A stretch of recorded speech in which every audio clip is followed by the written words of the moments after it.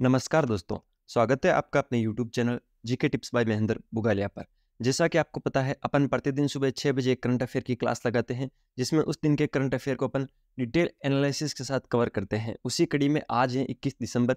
आज का जो भी इंपॉर्टेंट करंट अफेयर है वो अपन आज इस क्लास के अंदर डिस्कस करेंगे। चलिए बिना किसी देरी के क्लास को शुरू करते हैं। पहला क्वेश्चन क्या है, कौन सा राज्य भारत की दूसरी सबसे बड़ी अर्थव्यवस्था के रूप में उभरा है? तो यूपी उत्तर प्रदेश। जो उत्तर प्रदेश राज्य है वो भारत की दूसरी सबसे बड़ी अर्थव्यवस्था के रूप में उभरा है। तो सर पहली अर्थव्यवस्था कौन सी है, तीसरी कौन सी है, तो उस पर अपन डिटेल एनालिसिस करते हैं। उत्तर प्रदेश अब भारत की दूसरी सबसे बड़ी अर्थव्यवस्था बन रहा है। पहले स्थान पर महाराष्ट्र था, ठीक है, पहले स्थान पर महाराष्ट्र है, दूसरे स्थान पर उत्तर प्रदेश है। महाराष्ट्र देश की कुल जीडीपी का 15.7% हिस्सेदारी के साथ सबसे आगे है। उत्तर प्रदेश की जीडीपी 9.2% का हिस्सा है। जो भारत की टोटल जीडीपी है उसमें उत्तर प्रदेश की जीडीपी का 9.2% का हिस्सा है, महाराष्ट्र का 15.7% का हिस्सा है, जिससे ये भारत की दूसरी सबसे बड़ी अर्थव्यवस्था बन गया है। तमिलनाडु ने भारत के सकल घरेलू उत्पाद यानी जीडीपी में 9.1% का हिस्सा प्राप्त किया है, ये तीसरे स्थान पर है। उसी के साथ गुजरात 8.2 और पश्चिम बंगाल 7.5 से क्रम से चौथे और पांचवें स्थान पर शामिल है। तो पूरे डिटेल इस प्रकार है, जो महाराष्ट्र है वो देश की कुल जीडीपी का 15.7% की हिस्सेदारी के साथ प्रथम स्थान पर है। उत्तर प्रदेश जीडीपी में 9.2% की हिस्सेदारी के हिसाब से दूसरे स्थान पर है, और तमिलनाडु भारत के सकल घरेलू उत्पाद या जीडीपी में 9.1% के हिस्सा प्राप्त करके तीसरे स्थान पर है। गुजरात का 8.2% और पश्चिम बंगाल का 7.5% का हिस्सा है, तो वो चौथे और पांचवें स्थान पर शामिल है। तो ये सारे डाटा आप याद कर लेना, इंपॉर्टेंट है। अगले क्वेश्चन पे चलते हैं। स्वालबार्ड नॉर्वे में एनवाई एलेसुंड अनुसंधान आधार पर भारत का पहला शीतकालीन अभियान किसने शुरू किया है? तो किरेन रिजिजू ने किया है। जो किरेन रिजिजू है उन्होंने शुरू किया है। ये किरेन रिजिजू की फोटो है। पूरा मैटर क्या है अगली स्लाइड पर डिटेल एनालिसिस के साथ अपन समझते हैं। भारत ने आर्कटिक के लिए अपना पहला शीतकालीन अभियान शुरू किया है। किसके लिए? आर्कटिक के लिए। इसका आयोजन नॉर्वे के स्लावबार्ड में एनवाई एलेसुंड अनुसंधान आधार पर किया जा रहा है। इस महत्वपूर्ण पहल की शुरुआत केंद्रीय पृथ्वी विज्ञान मंत्री किरेन रिजिजू ने की है। यह अभियान राष्ट्रीय ध्रुवीय एवं महासागर अनुसंधान केंद्र के अनुसंधान केंद्र हिमाद्री में हो रहा है। और इसका उद्देश्य क्या है? तो वायुमंडलीय प्रक्रियाओं, अरोरा बोरेलिस, वायुमंडलीय बिजली और अंतरिक्ष भौतिकी के डाटा को एकत्रित करना इसका उद्देश्य है। तो इन सारे डेटाओं को एकत्रित करने के लिए एक कार्यक्रम चलाया जा रहा है, जो कि पहला शीतकालीन अभियान है। नॉर्वे के स्लावबार्ड में एनवाई एलेसुंड अनुसंधान पर आधारित है, और इसकी जो पहल होगी उसकी शुरुआत कर रहे हैं केंद्रीय पृथ्वी विज्ञान मंत्री किरेन रिजिजू। ठीक है, तो ये इंपॉर्टेंट था, ध्यान रखना। अगले स्लाइड पे चलते हैं। भातखंडे संस्कृति विश्वविद्यालय के 13वें दीक्षांत समारोह में किस संस्थान ने कथक और संगीत पर शोध के लिए समझौता किया है? तो आईआईटी लखनऊ और भातखंडे संस्कृति विश्वविद्यालय के मध्य यह समझौता हुआ है। पूरी डिटेल एनालिसिस अगली स्लाइड पर करते हैं। राज्यपाल ने भातखंडे संस्कृति विश्वविद्यालय के 13वें दीक्षांत समारोह में कथक और संगीत पर शोध के लिए आईआईटी एलिया ने आईआईटी लखनऊ और भातखंडे के बीच गठजोड़ का आह्वान किया है। भातखंडे संस्कृति विश्वविद्यालय लखनऊ का 13वां दीक्षांत समारोह राज्यपाल एवं कुलाधिपति आनंदीबेन पटेल की अध्यक्षता में हुआ था। 29 वर्षीय श्रीलंकाई अमृता श्वेतांबरी विद्यापति इस वर्ष एकमात्र अंतर्राष्ट्रीय छात्र थी जिन्होंने कथक में स्वर्ण पदक जीता है। तो आपसे एक क्वेश्चन पूछा जा सकता है, इस साल में जो एकमात्र अंतर्राष्ट्रीय छात्रा जिन्होंने कथक में स्वर्ण पदक जीता है वो है 29 वर्षीय श्रीलंकाई अमृता श्वेतांबरी विद्यापति।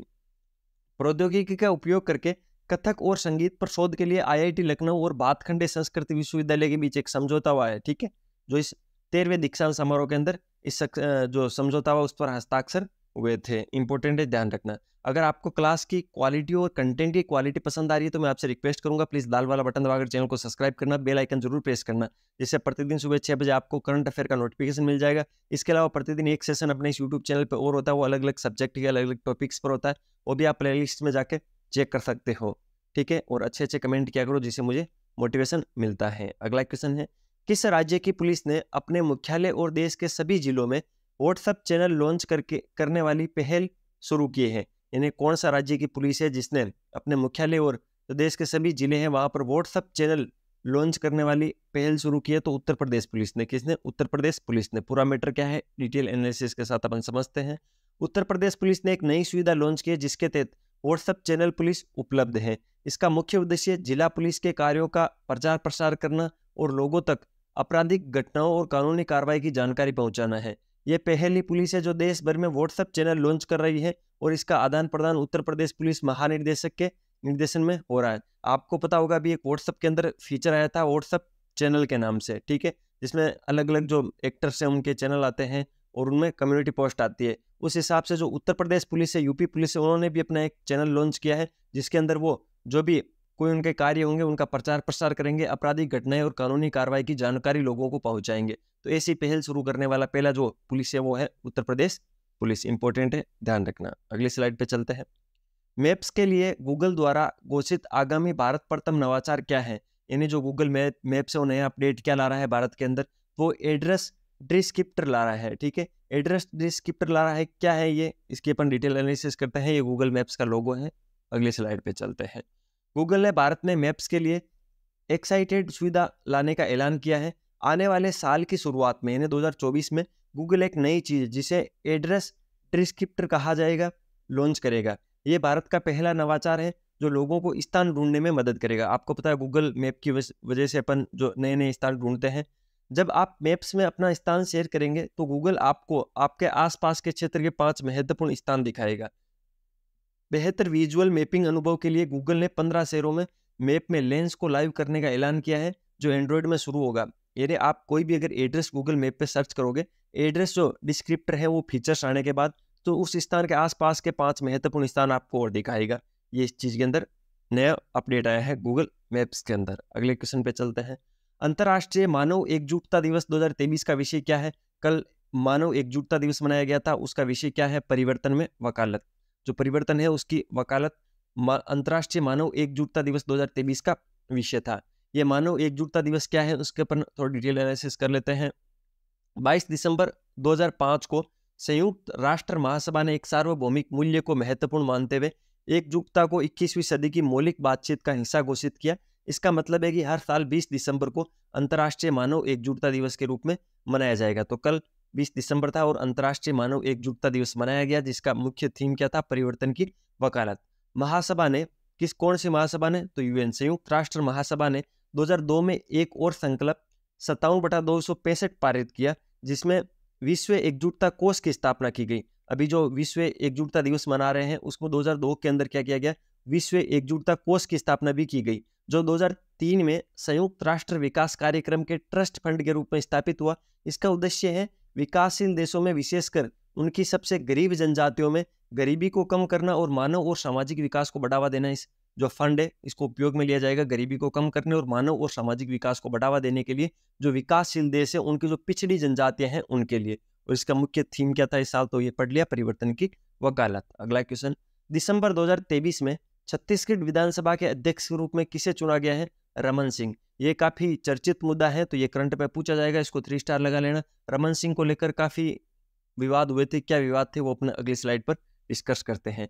छत्तीसगढ़ के पूर्व मुख्यमंत्री रमन सिंह को बड़ी बहस के बावजूद सभी की मान्यता से छत्तीसगढ़ विधानसभा के अध्यक्ष बनाए गए हैं। ये पहले मुख्यमंत्री थे छत्तीसगढ़ के रमन सिंह। मुख्यमंत्री विष्णुदेव साय ने जो रमन सिंह थे उनके खिलाफ प्रस्ताव पेश किया और उप मुख्यमंत्री अरुण साव ने उन्हें समर्थन दिया। तो मुख्यमंत्री जी ने तो खिलाफ प्रस्ताव दिया और उप मुख्यमंत्री जी ने समर्थन प्रस्ताव दिया। इसके अलावा विपक्ष के नेता चरणदास महंत ने भी जो रमन सिंह है उनके खिलाफ प्रस्ताव रखा, जिस पर वरिष्ठ कांग्रेस नेता और पूर्व सीएम भूपेश बघेल ने समर्थन किया। जो रमन सिंह है उन्होंने 7 बार से अधिक बार जो राजनांद गांव सीट है उनसे चुनाव लड़ा है और छत्तीसगढ़ विधानसभा में एकता को बढ़ावा देने के लिए अपना संकल्प जताया है। तो ये कद्दावर नेता है और उनको छत्तीसगढ़ विधानसभा का अध्यक्ष बनाया गया है। इतनी इनको लेकर कसमकस चली थी। अगले क्वेश्चन पे चलते हैं। आईपीएल 2024 की नीलामी में सबसे महंगे खिलाड़ी का रिकॉर्ड किसने तोड़ा है? आईपीएल की नीलामी ने इस बार सारे रिकॉर्ड तोड़ दिए हैं।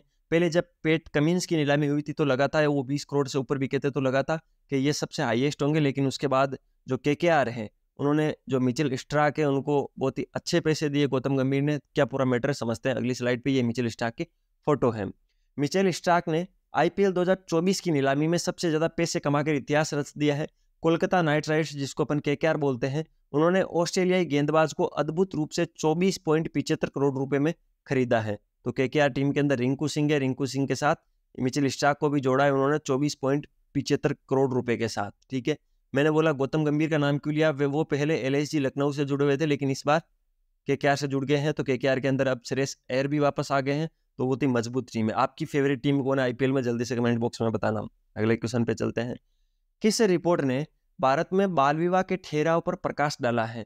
तो जो Lancet global health journal report आई थी, उन्होंने भारत में बाल विवाह के ठहराव पर प्रकाश डाला है।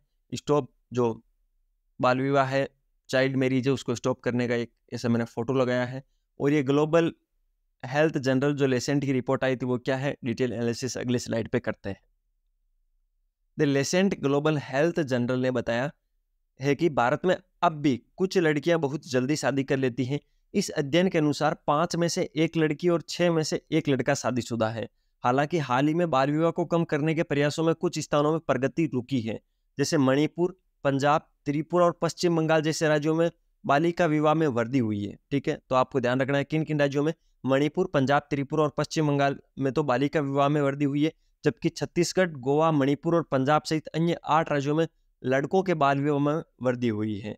केंद्रीय स्वास्थ्य मंत्रालय के राष्ट्रीय पारिवारिक स्वास्थ्य सर्वेक्षण के आंकड़ों के अनुसार 1993 में लड़कियों के बीच बाल विवाह का प्रचलन लगभग 49% से कम हो गया है और 2021 में लगभग 22% है। मतलब 1993 के अंदर लड़कियों के बाल विवाह की दर 49% थी, जो 2021 में 22% हो गई है। ये अच्छा आंकड़ा है, कम हुआ है, लेकिन इसको और कम करना है अभी। ठीक है, इसके अलावा मणिपुर, पंजाब, त्रिपुरा और पश्चिम बंगाल जैसे राज्यों में बालिका विवाह के अंदर वृद्धि हुई है, जबकि छत्तीसगढ़, गोवा, मणिपुर, पंजाब सहित अन्य 8 राज्यों के अंदर लड़कों के बाल विवाह में वृद्धि देखी गई है। ठीक है, तो ये इंपॉर्टेंट था, ध्यान रखना। ये रिपोर्ट का लिया है, तो मैंने आपको पढ़ा दिया है। तो ये था आज का करंट अफेयर, 21 दिसंबर का करंट अफेयर। अगर वीडियो की क्वालिटी और कंटेंट की क्वालिटी पसंद आ रही है तो मैं एक बार फिर आपसे रिक्वेस्ट कर रहा हूँ कि प्लीज़ लाल वाला बटन दबाकर चैनल को सब्सक्राइब करना, बेल आइकन जरूर प्रेस कर लेना, जिससे प्रतिदिन सुबह 6 बजे आपको करंट अफेयर का नोटिफिकेशन मिल जाएगा। इसके अलावा एक सेशन और आता है, वो किस टॉपिक पे चाहिए वो मुझे कमेंट बॉक्स में बता देना। मिलते हैं कल सुबह वापस नए सेशन के साथ, तब तक अपनी पढ़ाई जारी रखो, स्वास्थ्य का ध्यान रखो, टेक केयर, जय हिंद।